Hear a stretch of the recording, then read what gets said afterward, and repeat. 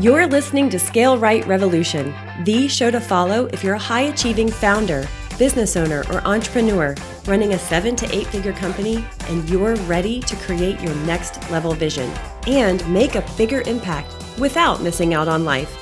I'm Tori Boats, an award-winning serial entrepreneur and the creator of an unconventional strategic advisory company where our mission is to help you revolutionize how you scale and pursue your most ambitious goals yet, while feeling lit up in your business every day.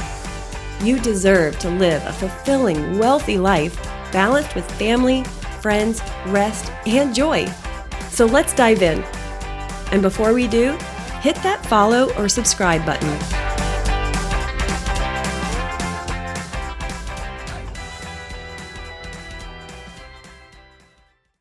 You can't build an extraordinary life and business by avoiding hard things.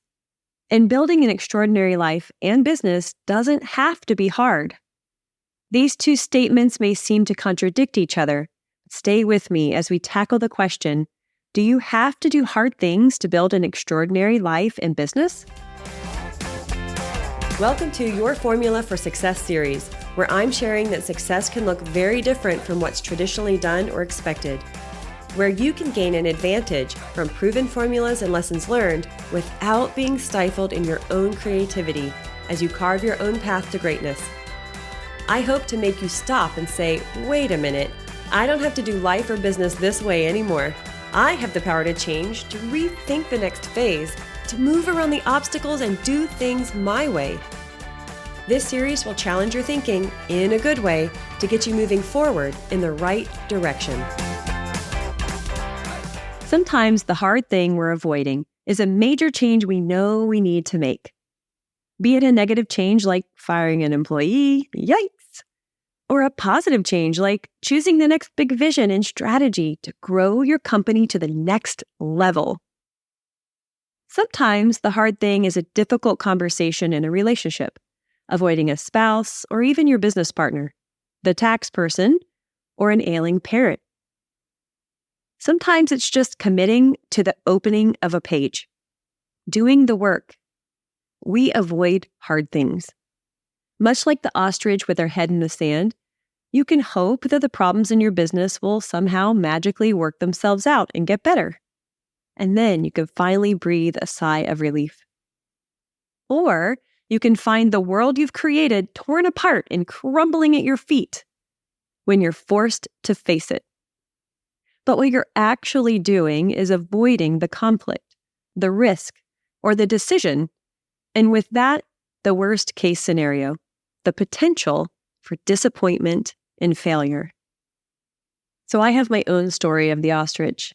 It's when I was hiding from making a decision that actually needed to be made in my life to improve my life, the experience I was having, and quite frankly, my happiness.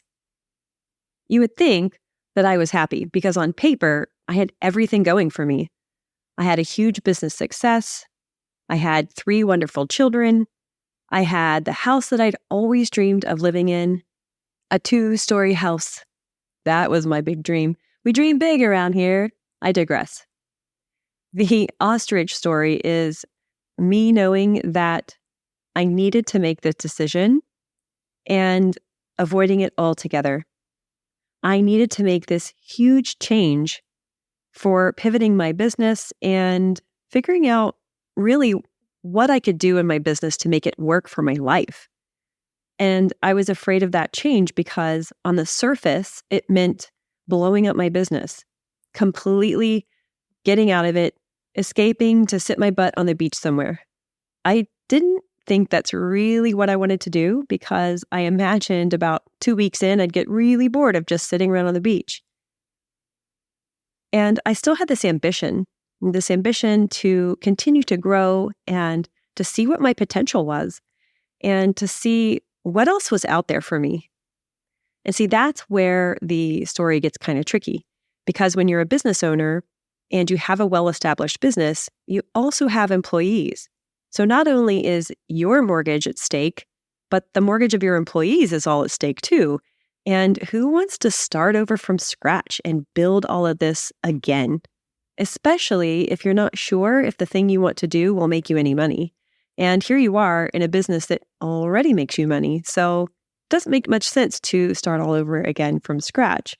And when you're afraid of making a decision, it really also means that you're afraid of looking at all the options. Or rather, you're incapable of looking at all the options because you're avoiding looking at the problem at all. Well, this was the wrong move to make because I wasn't left with a choice on what to do to pivot next. I had the rug pulled right out from under me, and my worst case scenario came true. My entire world crumbled at my feet. And that is no easy thing to come back from. So do you avoid the decision? Avoid making the choice that you think will be hard because you're looking at this mountain and the mountain seems insurmountable, especially if you're already so tired and exhausted and working yourself to the bone, because there's a lot to do when you're growing your business. How can you possibly take on more? That's a common theme around here. How can you possibly take on more? Or is it that you need to take a different approach, to think differently? When you look at the decision you want to make, all of a sudden, you can see the options. And if you can't, that's where you really get to get creative. You get to go inside and figure out, what is my motivation? And that could be the start of the major change you need to make. And the beauty of that is you can go proactively into the next phase in your business. That's where the power lies. The power lies in your ability to make a choice and to look at all the options. Number 2, you can't build an extraordinary life and business by avoiding hard things. What? You don't want extraordinary? Why? Is it because extraordinary seems too hard, too far-fetched, too much in the zone of dreamland and daydreamer? Well, so what? Why can't we be a daydreamer? Why can't I want extraordinary? Why can't you want extraordinary? Because it seems hard? Well, guess what? You're never going to get it if you don't even set it as an intention. You don't set the goal, you're not going to take actions to try to create it. So of course, you're not going to be disappointed because you're not even trying to create it. Well, here might be a more tangible way to think about the word extraordinary. If you look at the word itself, it's really 2 words, extra, ordinary. And what does that mean? It means a little bit extra than ordinary. Well, all of a sudden, this word seems pretty doable. Can I have a little bit more extra than what I have now? Can I set out to have more than the ordinary average Joe? Heck yeah! I wanted a 2-story house. When I was a kid, that was my big dream, was how do I do the work to get into a 2-story house? Like, that was everything. I just wanted a little bit more than what I considered ordinary. And so can you, which can have a huge impact on your life, especially if you're settling for good enough. Because that good enough life isn't very fulfilling. And when you get to the end of that good enough life, if you're truly honest with yourself, are you happy? Did you do everything you wanted to do? Or did you settle? It's okay if I don't reach that dream. It's not a big deal. But maybe it is a big deal. Maybe it's everything. And if all we're doing is not setting the goal, not setting the expectation, not daring to lift our head up just a little to dream a bit bigger, are we doing it because we're avoiding hard things? Was it hard to create your first business? Was it hard to scale to 7 figures? You betcha. Heck yeah, that was hard. Especially when you look back on all the things you've done, you probably forgot. It's so worth writing the things down, going back. Pretend it's like a resume exercise. If you had to write your resume, what are the accomplishments you'd put on it? What are all the things you've learned how to do since starting your business? What are all the things you look forward to learning? to growing, to experiencing. And, you hear all those things about going back into your childhood and figuring out what your dreams back then were, and what would you have done if you could do anything, and what did you think your career or life would be like? I've done that exercise, especially when I was trying to find a new business idea, and I kept coming back to the same things that didn't turn into my business idea. That exercise kind of failed for me in that regard. But what it did do is it reminded me to have that wonder again, to be filled with curiosity and excitement and enjoyment over the possibility of what's next. And that is what striving for an extraordinary life in business gives you. It gives you the possibility. And there's nothing better than the pursuit of something expansive, the pursuit of growth. That is where happiness comes from. So yes, be bold, my friend. Shoot for the moon. Go for that extraordinary, or even just a little bit extra than ordinary. So number 3, how do we know we can achieve the extraordinary? So let me put it to you this way. If you think of something person-made, ooh, I like that. I usually say man-made, and I'm like, what can I say instead of man-made? And hey, person-made came up. Anyway, if we think about extraordinary feats, I always think of extraordinary feats in engineering. And to me, the space shuttle always comes to mind. It could have been growing up in Houston, where we went to the Kennedy Space Center, and we always went to look at the space shuttle, which I thought was pretty damn amazing. What do you come up with when you think of something extraordinary that people built? Here is one of my favorite quotes. There are extraordinary possibilities in ordinary people. Think about that. There are extraordinary possibilities in ordinary people. Yeah. Now, the context of this was kind of an interesting story. I was thumbing through the passport. I think it was the diplomatic passport.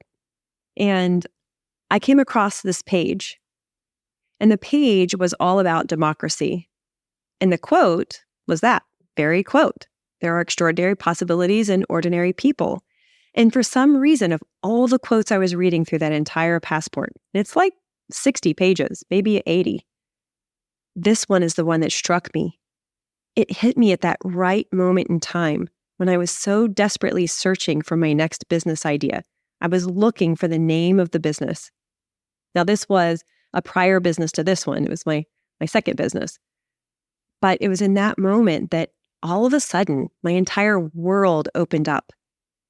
All the possibilities opened up, not just for naming my business, but it made me think about what more can I do in this world?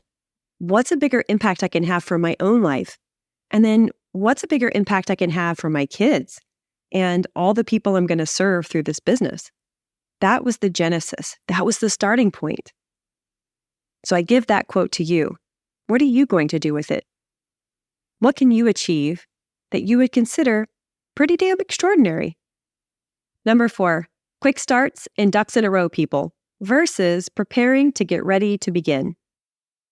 It takes action and a commitment to your ultimate goal.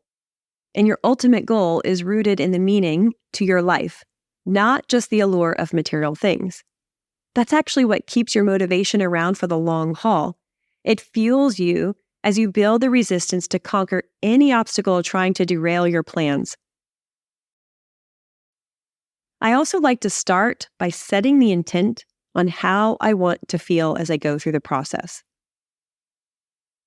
That keeps me going when I look at my normal, not technique, propensity or personality.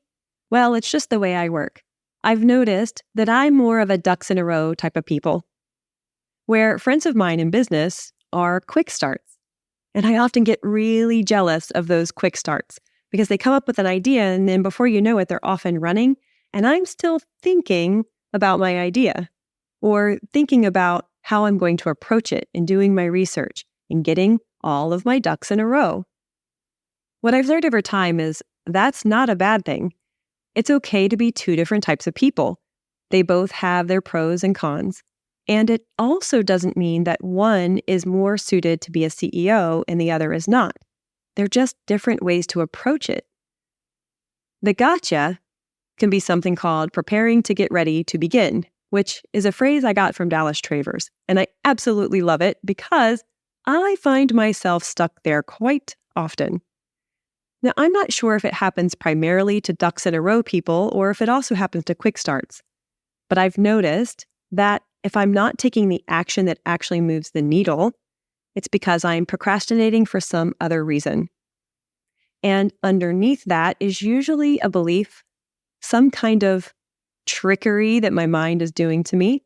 And I need to go back and figure out, why am I procrastinating? Am I procrastinating out of fear, which is something that needs to be addressed right away? Or am I procrastinating because I'm being cautious and I'm just trying to get ready? And then the biggest part of that, the biggest question there is, well, when is ready? Some people will tell you to start before you're ready. And sometimes that's true. You just need to get out there and do it. Don't be afraid to make mistakes. Don't be afraid to fall on your face. Don't be afraid to be criticized and ridiculed and to look a little foolish, which I don't know about you, but for me, that's particularly difficult.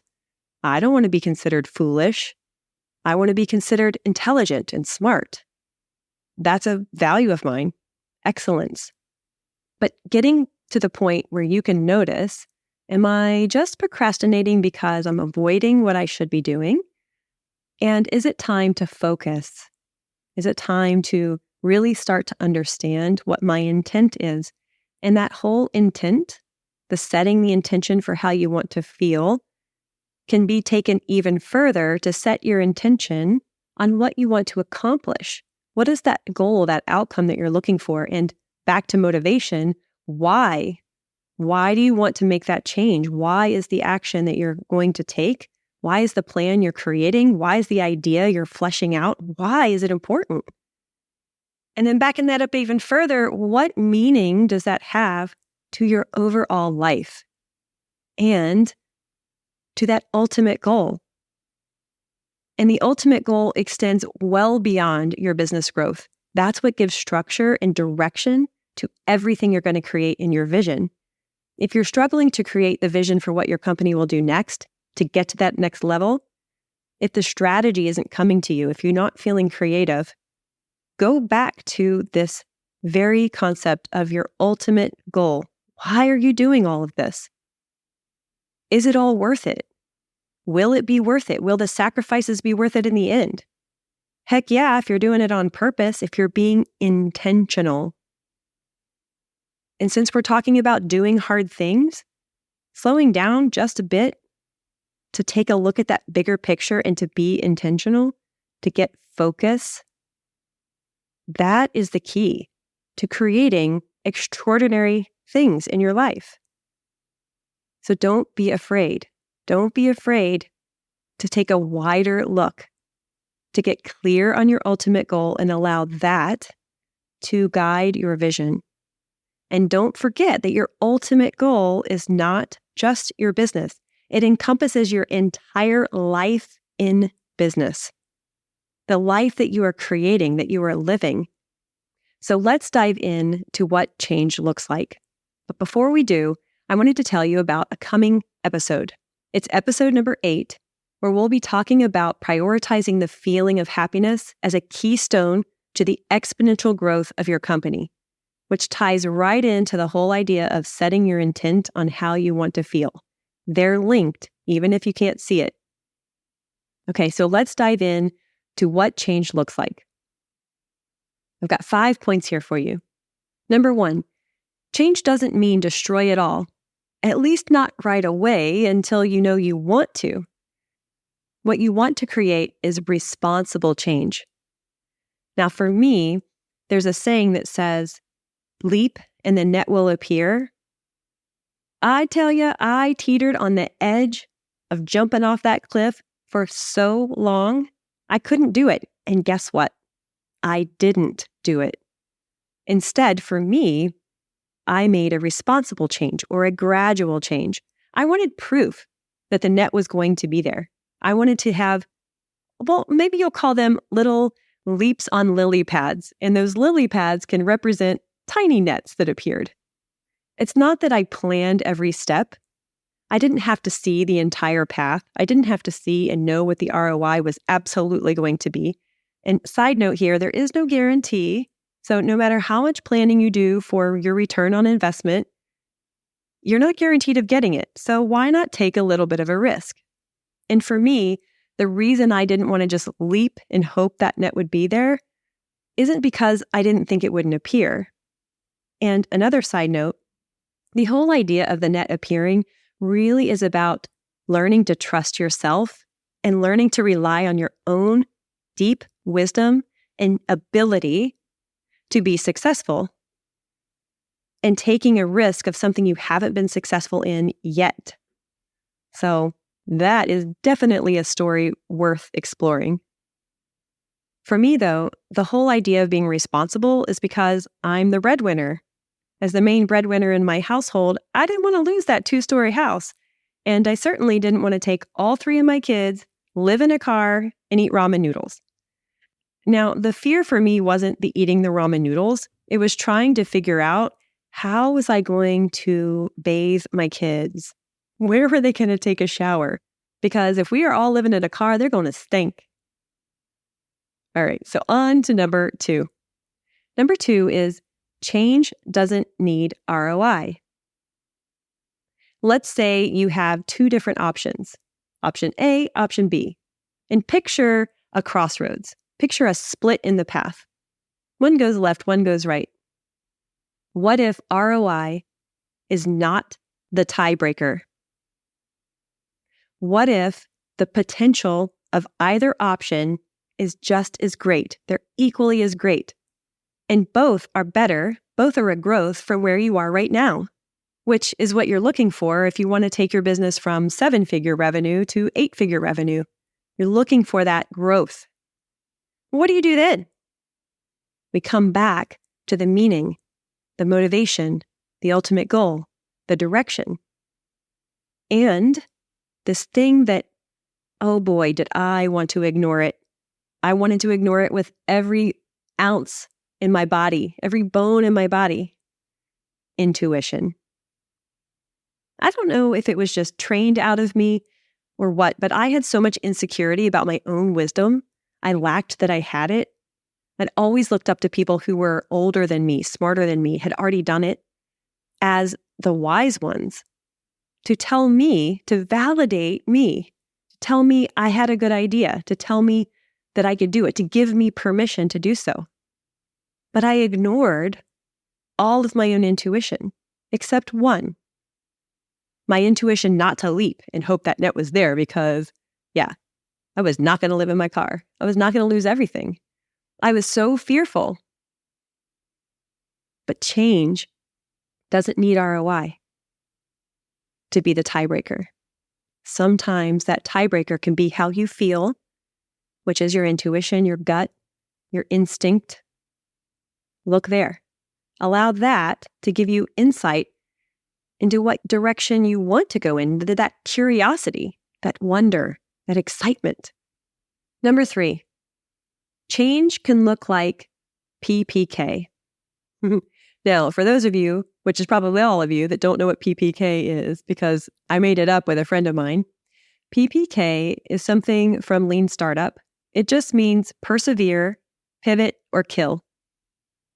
You could decide that you want to persevere, keeping what you're doing now going and growing in an organic, incremental manner. You could decide that you want to expand. Let's pivot. Let's do an expansion. And expand can look so many different ways.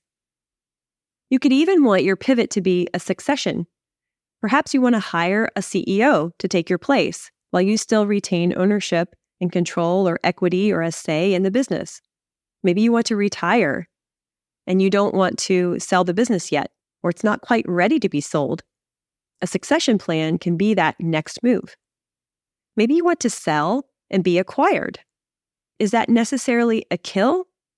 Maybe, but a kill is usually when you want to stop doing the business or stop doing the offer that you're doing because there is no next move, there is no pivot point. You have enough evidence that you just got to cut your losses and move into something else. Maybe you're doing 5 different R&D exercises or experiments, and some of them aren't going to make it. But you usually go in thinking that, knowing that some of these aren't going to make it through all the way to the end, maybe even all of them. We don't usually think about that with our business. And sometimes the right answer might be to stop doing one business or to stop serving in one industry and to pivot entirely into a new industry, which could be within the same business, or it could be to kill off that business or sell that business and do something new. And that's where we come to another change, which is the next chapter. What is the next chapter? And that doesn't have to be reserved for people who retire. Maybe you just sold your business and you're figuring out, gosh, what's next? Change number 4, commitment to the meaning, the change, and not being married to the decision that you make. Oh, now that one feels a little dicey. It feels like it contradicts. How can you have commitment and also not be married to it? Commitment to the meaning or the change that you're going to make really is about setting your intention to go all in, but not allowing all in to mean that you're not going to know if it's the wrong decision 5 years from now. That's the whole being married to a decision. And that's what used to get me. So I thought, if I'm going to pivot my business, it's going to be such a drastic and dramatic change that I have to go all in. Like everything has to shift. And then I have to rebuild it from scratch to figure this whole new thing out that I'm pivoting into. And I'm not going to have enough data to know if it was the right decision or not for 5 years. That's a huge risk. Why would you do that to yourself? Instead, I committed to making a pivot, but to doing it in baby steps. I don't mean incremental change. I'm making giant changes. You could think of them as 10x changes. But I did it incrementally so that I could get feedback. So instead of going 5 years into the future, making a mistake, backtracking 5 years, regretting all the time, the money, the energy, the effort, the sacrifice that I did just to be wrong, and now to have to play catch up because not only am I not where I planned to be 5 years from now, I'm also making up for 5 years of wasted time. Well, that can keep you stuck to never making a change. That kept me stuck for over, it was probably more than 2 years, but we'll just say 2 years for now. So being committed to the change means I'm going to make this change. I'm going to make it work. I'm going to figure it out. I'm going to do it with incremental steps using big thinking. I'm not going to be married to the decision because I'm going to allow myself the flexibility to make tiny decisions as I go in this direction towards this ultimate goal. And I'm going to allow myself not to fail fast, but to make micro adjustments along the way. I love saying micro adjustments because my brain won't let me fail fast because immediately I get all choked up in my chest and in my throat and I'm like, no way, I just can't. But when I think of micro adjustments, it allows me to play. It allows me to experiment. It allows me to gather feedback and to make wise, informed decisions. So try that one on. And number 5, being okay with experiments, the try it on moments. I love to call these try it on moments because I love fashion. So if you think of the experiments that you're doing in your business, you're just trying out this decision, that decision, this decision, that decision. What if they were articles of clothing and you're doing a movie montage and you're just putting one decision on, seeing how it goes, trying on the next decision, maybe going back to that first decision. And as we talked about in slowing down to speed up, I'm not saying that you're trying the first one on, 2 years later, you're trying the second decision on, 4 years later, you're going back to the first decision. That can feel like you're going in the wrong direction. You're having a lot of setbacks and regrets there. No, I just mean, what if you experiment with it? Try it out for a little bit. Even that visualization exercise where you imagine yourself going further into the future, trying on what does it feel like to market this thing, to sell this thing? What does it feel like to deliver this service? What does it feel like to grow my business and to run a company of this size? Does it feel right? It could be as simple as that. And that visualization could take 5 minutes. So maybe you're in that dressing room for 5 minutes, 15 minutes, 20 minutes. So that slow down doesn't have to take forever. It's so worth it. And here's a pro tip. One tiny incremental step that had a huge impact for me was to just close my eyes and visualize myself walking through the days and the years of myself doing that work. And I'll tell you a story about that. I once had this idea of a product company, and I thought, what kind of product do I think is needed in my own life? And for me, the answer was stall bars. Now, stall bars, to give you an idea, if you've ever seen a gymnasium where they have these wooden dowels that are about 1 inch thick along the wall, and they go up the wall, almost like a ladder, straight up. Or you see a ballet studio with stall bars installed. These are bars that they use to stretch or to put bands on, resistance bands, and work on flexibility and mobility and stability at the same time. So these are stall bars, and I wanted stall bars in my house. I have a little ballet studio in my basement that I built, and I wanted stall bars because I wanted to improve my flexibility, and I wanted somewhere to work on mobility, which is flexibility under tension, or stability and strength along with flexibility. So these stall bars were a big thing to me. And I had done some research on them, and I didn't find what I was quite looking for. I wanted something aesthetically pleasing. I wanted it to be something that I could sell, similar to Ashley Black selling the facial blaster. I wanted something like that, something I could sell into the home that was also beautiful. And I did tons of research on all kinds of stall bar ideas and different ways that furniture could be convertible and could be hidden and still be aesthetically pleasing. You'll know that one of my side hobbies that's probably my favorite childhood hobby is to be a space planner. And a space planner is similar to an interior decorator, but I'm more of the designer, the flow of the space and the functionality of a room versus putting tchotchkes on the wall or putting in a specific design aesthetic. Like my all-time favorite designer, Genevieve Gorder. Absolutely love Genevieve Gorder.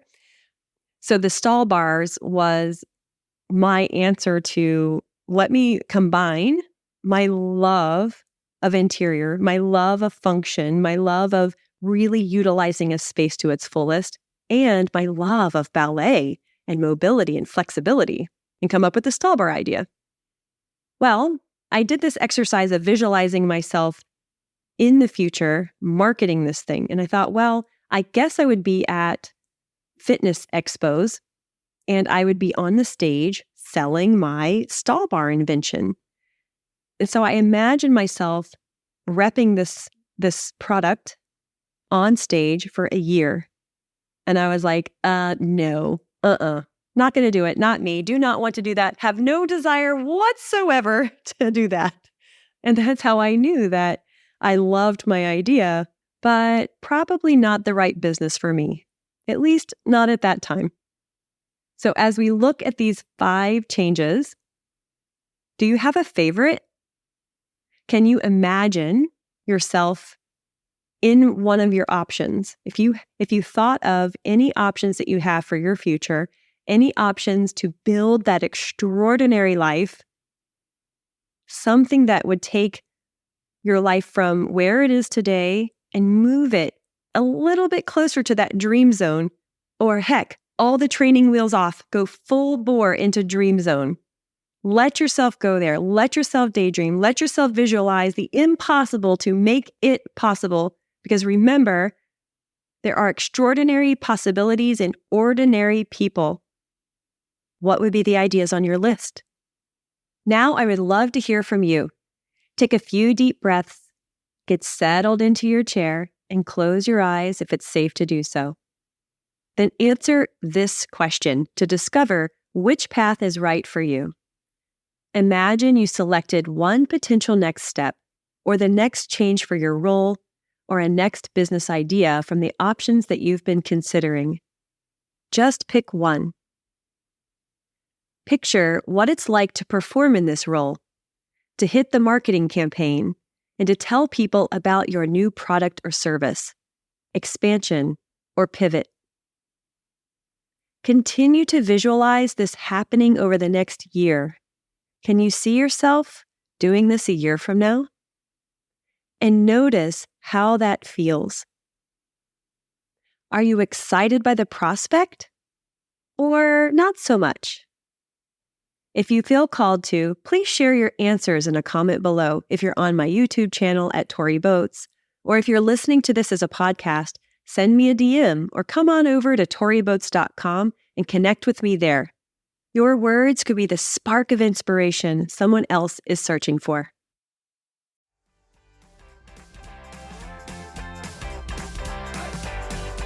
If this podcast inspires you in any way, I invite you to take this further.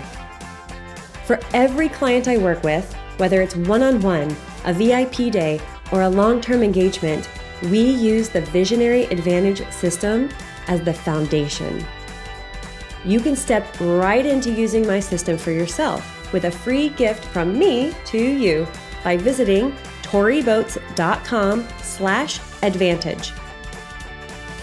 Inside, you'll find a new way of thinking about how you scale your business so you can continue to run at the highest level without missing out on life. Plus, simple steps so you can take immediate action right now. And if you have any questions, you can email them to me. So, before the next episode plays, go to toriboats.com/advantage.